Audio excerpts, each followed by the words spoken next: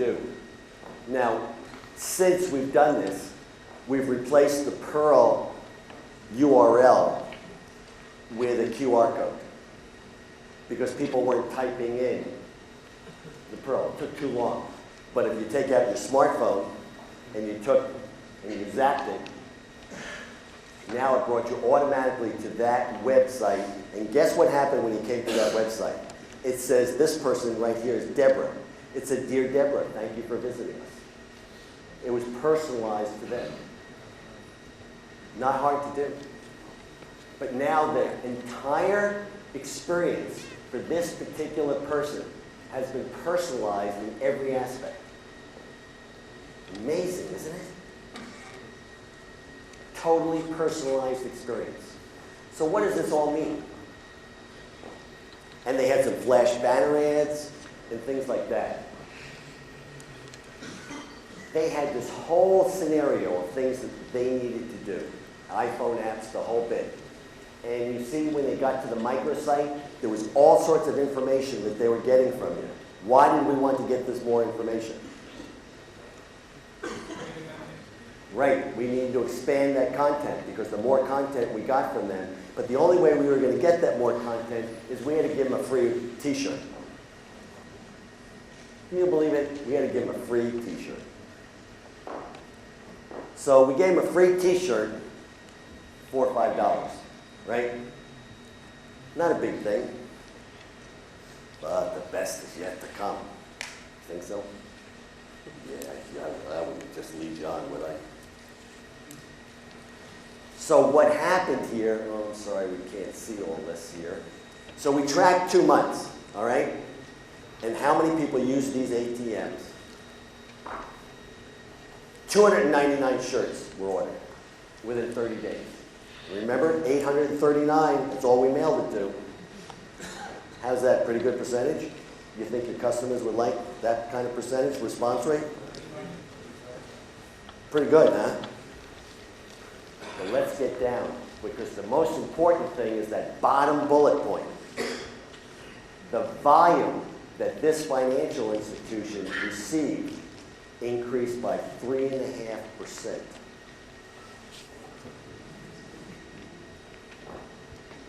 That's a big number. And what this whole thing cost them? A few $1,000s. Less than $5,000. For $5,000, and I don't know the exact revenue, they only gave me the percentages, but they alluded to the fact that this revenue increase was close to $1 million. That's rather substantial. Now, I was given some things for a local company here in Mumbai who's doing some similar things. So, you've done some of these projects yourself, and you've gotten success for your customers, right? What has that done for you? Loyal customers. That's the bottom line, is how you can create loyal customers. Because when you create loyal customers, guess what is taken out of this equation? Do they nickel and dime you? No, they don't nickel and dime us. Because you're getting results for them. Yep.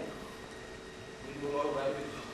Right, so you're doing all this value-added stuff. So now what I've heard all morning long is, oh, our margins are shot, okay?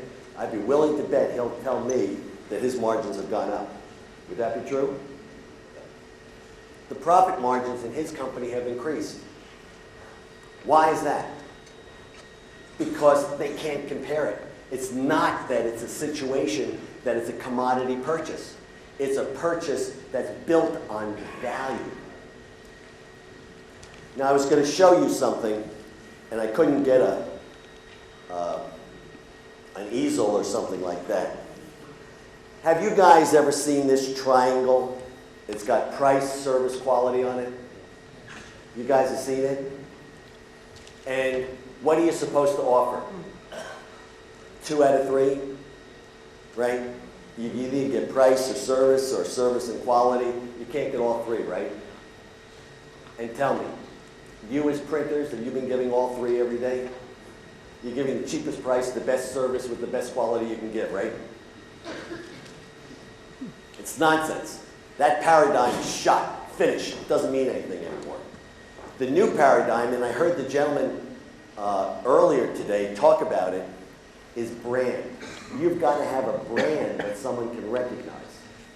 It's got to be a brand that's innovative. It's got to be a brand that's not associated necessarily with print. You may do print, but it's not a print brand. In the US, most successful companies are taking print out of their name. They're no longer called printers. There's a big printer that was a printer in California called Knapp Printing. They had offices in Seattle, Oregon, North and South California, Utah, and Nevada. The company is now called KP Corporation. It was simple, because what we heard is a brand that you said earlier has to be simple, something that people can understand. Anyone know what IBM stands for? Right. Now, who calls it International Business Machines? Big Blue. It's not called International Business Machines, it's IBM. The one I love best is, you guys all have probably heard of this company called AT&T. And what does AT&T stand for? Excuse me? American Telephone and Telegraph Company. And tell me, when was the last time someone sent a telegraph? Wait a minute, there's a young lady over here, okay? I want to ask you, do you even know what a telegraph is? Whoa. You still use it here? Oh. Long live print.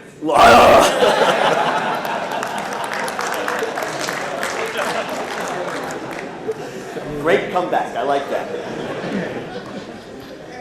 What we're looking at is things are changing. So we can change our name, keep our identity, keep it simple, and still get that longevity, that history, without necessarily confusing our customer base.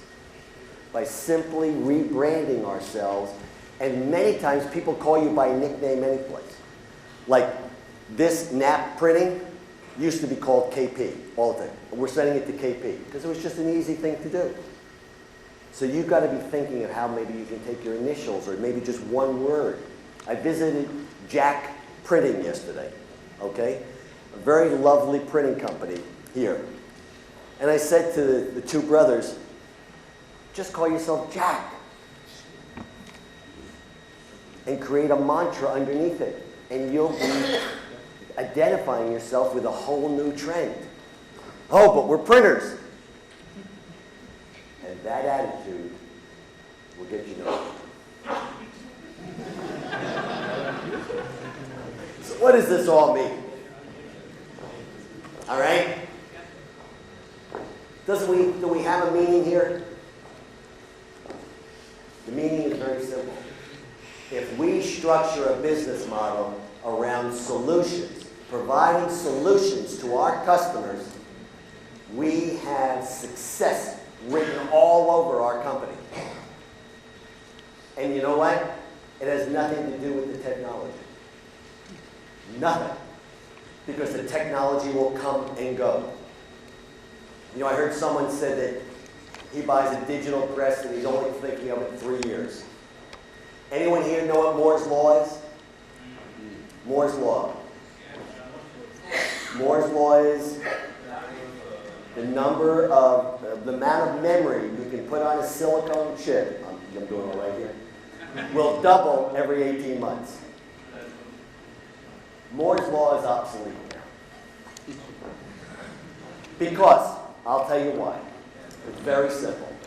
Anyone buy a new computer or a new anything, new car, I don't care what it is.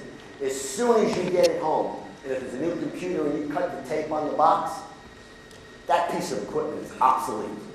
Because someone else just came out with a newer and better brand.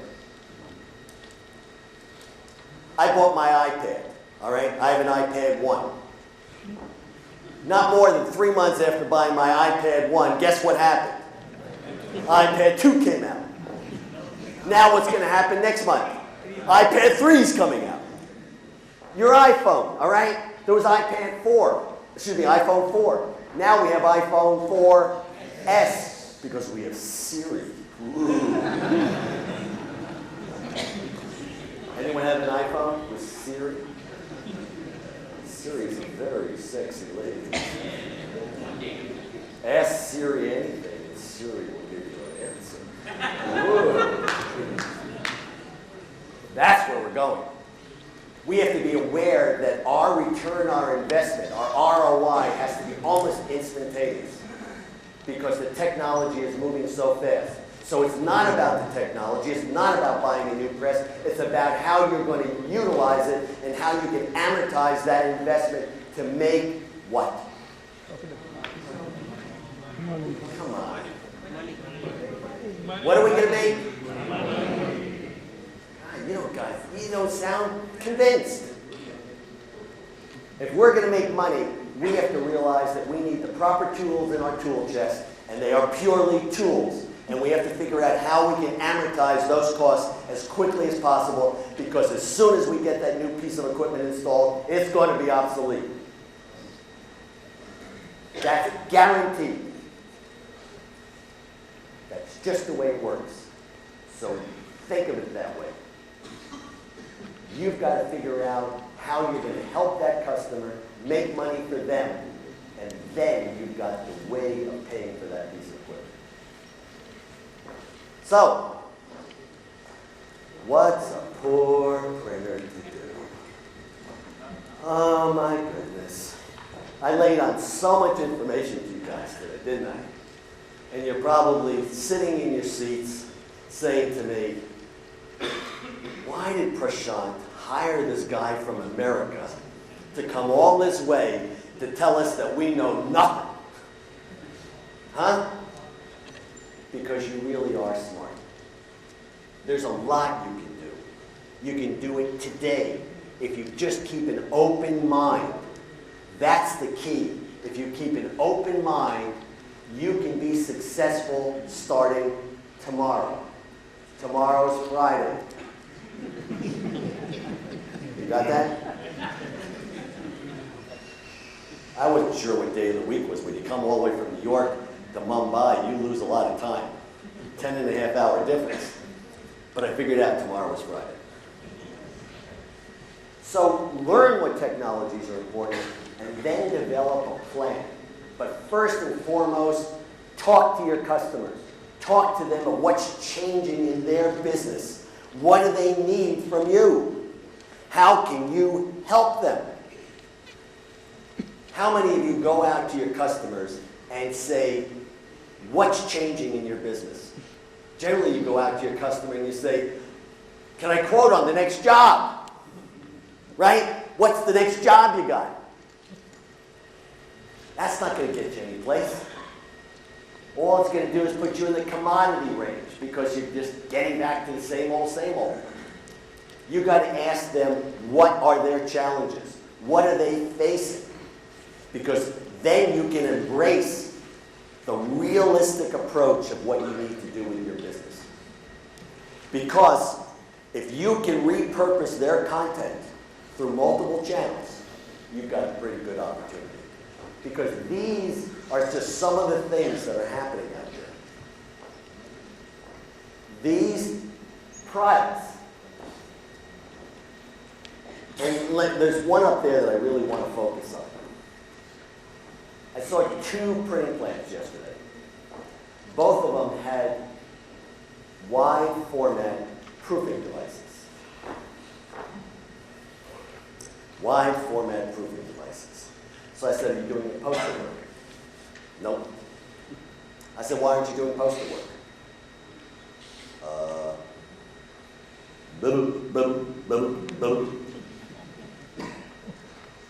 Why is poster work important? Posters are all over the place, right? I rode down the streets of Mumbai, I see posters on almost every light bulb, right? They're all over the place. Most of the time, those posters, someone needs 1 poster, 2 poster, right? So they're going to give you a piece of artwork that probably hasn't been formatted for a grand format or anything like So you make a little money and getting it right. Do they ask you a price for it? I just need a poster. I need 2 posters. I need 3 posters. No price competition. Your customer's there, they need the product, you sell it to them. Wow, that was pretty simple. And you got the device sitting right there. But you're only thinking, proof, proof, proof. Well, why don't you just shoot yourself in the head, because now you're saying, money, money, money, flying out the window. That's where opportunity comes in. So there are lots of opportunities. How many of you are using QR codes here? All right? None? You know what QR codes are? Quick response codes. So QR codes are one of the simplest things to do. And why are they simple? They're free to generate. It doesn't cost you a penny. But if someone clicks on it, you can generate information that helps your customer, particularly with young people today. So if we can generate information that helps build data, we're now helping our customer build deeper and more relevant data files. It costs you nothing to do. You're now going to track the analytics because the customer doesn't have to track them. Because you can buy software, which is very inexpensive, from both Bing and that other company. There is another one out there. But you can get that software and you can track all of this stuff using these analytics. So QR codes should be something you should be thinking about, doing some investigation with it. Microsoft has their own version of it called Microsoft Tag. And there's something else. I gave my business card to a few people that I've met. And what's on the back of my business card? Excuse me? There's a QR code and there's a Microsoft tag. All right? And on the front of the card is something else. And I cannot believe, and this is universal no matter where I've traveled in the world, I bet you all of you are on, or a good percentage of you have Facebook pages, LinkedIn pages, Twitter hashtags, right? Why aren't they on your business cards? Isn't that a way of contacting you? Do you have that on your business card? No, Skype. That's a good start. And Skype's owned by Microsoft now, so that's all right. Got to put the plug in, got to keep the family going here. You've got to be putting on your business cards all of the tools that you're trying to portray. You've got to walk the walk. So if you're trying to get people involved in social media, put social media on your card. If you want them to use a QR code, put it on your business card. Have them link it to your website. You probably all have websites, don't you? No. You don't have a website? Where are you living? What century was that? I heard someone talking about 1 BC. Who was talking 100 BC when India was the most powerful? Was that right? Could you speak to this gentleman over here? I think he needs some help. Because if you're going to get India back to a growth-oriented company, wake up! We live in an internet age. You cannot exist without a website. You can't exist without a cell phone. You can't exist, period, without the electronics and the digital technologies that are making us happen. Did you get that message? You're looking at me funny. Now you're looking at him. What's going on here, guys? We got something special going on here? Could you speak to them afterward, please? Otherwise, we're heading back to the 100 BC over here. All right. So let's look at this. Here's my checklist for you. How am I doing time-wise here? I didn't get any red lights. Shani? 30 minutes. Oh, great, because then I can really go in properly. Oh, look at that. I never look at those things. 47 minutes for Q&A. Well, let me tell you, my Q&A is a little different than anyone else's Q&A. But I'm not going to give you any hints on that yet. You can wait till you hear my Q&A. Be prepared. I think you're getting a little flavor already, particularly you two. So I'm just warning you. All right. First thing, and I got to go through this list because this is one of the few things I actually read. I do know how to read. Miss Weir was my first grade teacher. She actually taught me how to read. Not well, because I was not a good student. Would you believe that? The way I act, would you think I was a good student in school? If you said yes, you're drinking something. I was the worst student in the world. But let's go over this list. First and foremost, and we heard this from several people this morning, you have to rebrand yourself. You've got to make sure people are aware that you're much more than just a printer.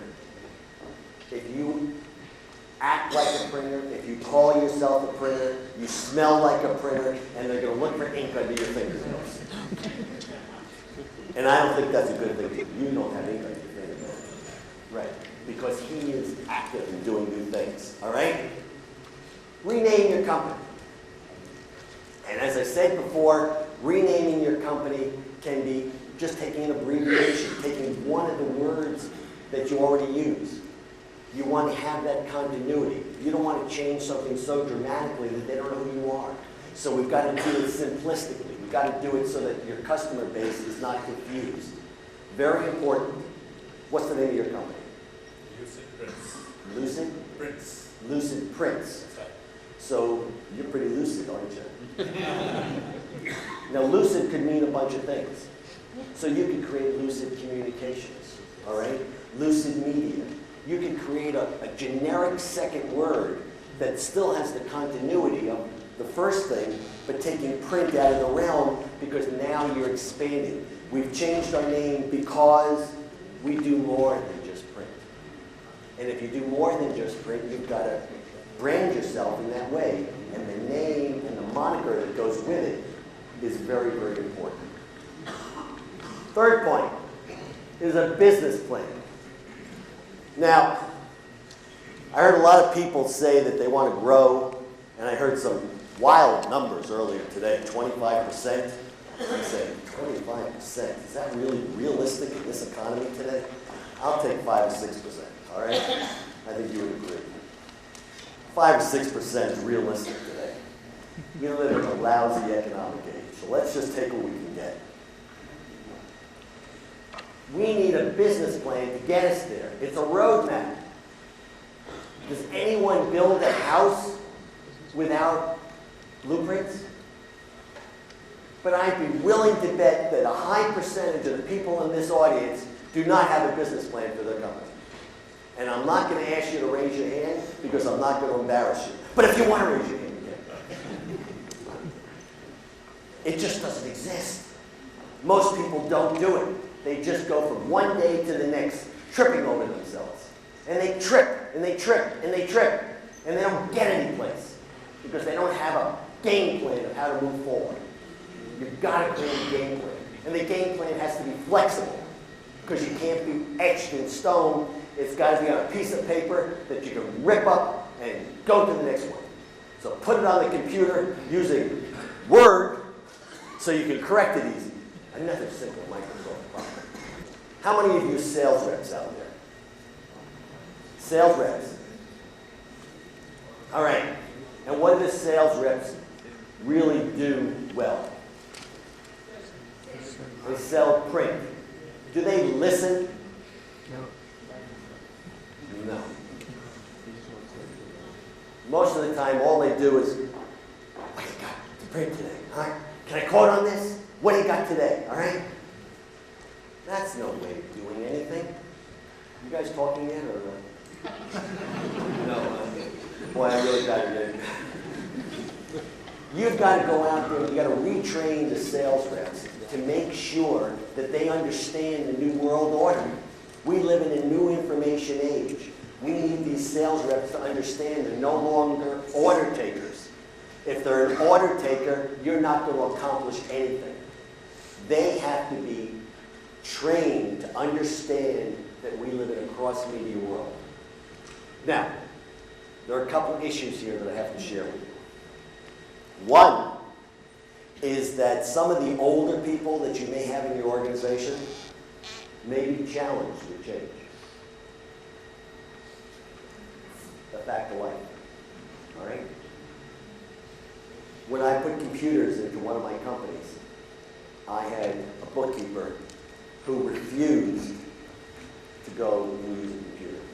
She said her ledger paper was fine. Well, I had to find out a way of how to ease her out. She was a dedicated employee, but she no longer was viable to us. So we had to figure out a new way of dealing with it. So I bought her an early retirement package. But the idea of hiring someone young who maybe has no idea about print, none, has never even seen a printed product in their mind, who could be trained in a cross-media environment and could offer new services is huge. Take one of these